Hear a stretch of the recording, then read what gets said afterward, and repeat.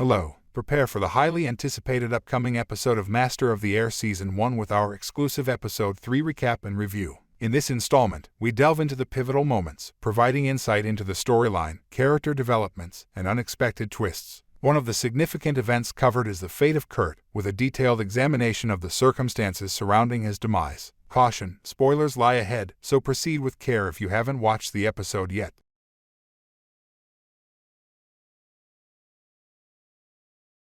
Masters of the Air, the third installment in the Greatest Generation trilogy, is adapted by John Orloff from historian Donald Miller's nonfiction bestseller Masters of the Air, America's Bomber Boys Who Fought the Air War Against Nazi Germany. The series effectively captures vast conflicts, dangerous aerial battles, and the harsh realities confronted by airmen from all walks of life. The episode is titled Chapter 3, and it follows a highly perilous three-punch combo trip to Africa. The mission asks for hitting Regensburg for the longest period of time over German territory and farthest into Germany.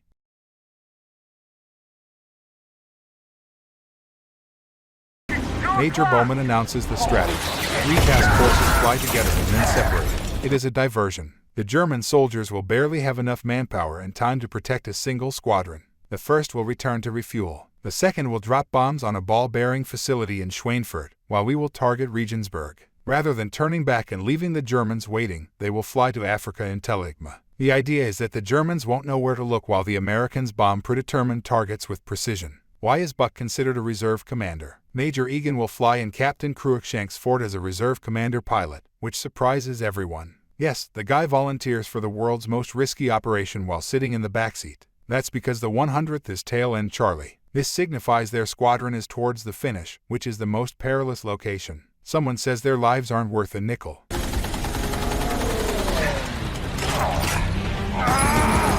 Major Kidd leads the 418th Squadron. Major Veal heads the 349th and 351st Squadrons. However, there is rain. Colonel Neil Chick Harding is informed that the supporting squadrons cannot fly. They're sending the 100th in alone, with no cover or air assistance. According to Harding, we are sending them straight into hell. This is perplexing, given how important coordination was during the conference. The extra fighters prevent the Germans from returning for a second onslaught. How does Curt die? Curt dies when he attempts to save his co-pilot by landing his bomber rather than parachuting to safety. Curt's bomber has a fire in its engine, which is leaking gas and causing the plane to crash. Dickie, the co-pilot, believes they should leave the plane. Curt says they'll be okay. Then, their plane comes under fire from a German fighter. Dickie is shot and appears to have died. They want to abandon their ship. Dickie then wakes up, eyes open, but unable to talk. Curt informs his men that he would be right to follow them. However, he prefers to land the plane in an open field. The plane collides with trees and comes in too quickly, exploding upon impact.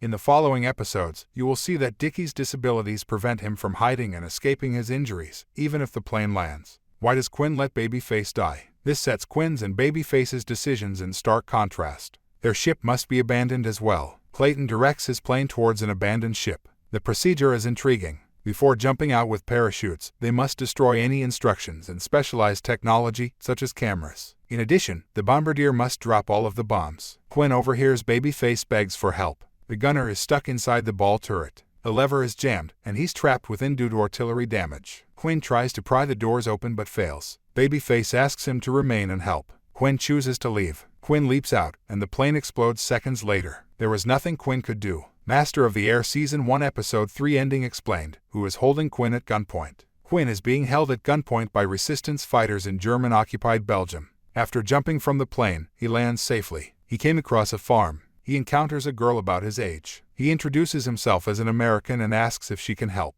She finds her father, who warns her of the resistance. They explain that, under the Geneva Convention, he can surrender to the Germans, be imprisoned, and very likely survive the war. Alternatively, they can assist him in escaping to England. However, if discovered, he will be executed as a spy. So they ask, survive or escape? We'll have to find out next week. Meanwhile, Buck, Bucky, and Kid land their planes on a runway in Africa using Krause's coordinates. Thank you for watching.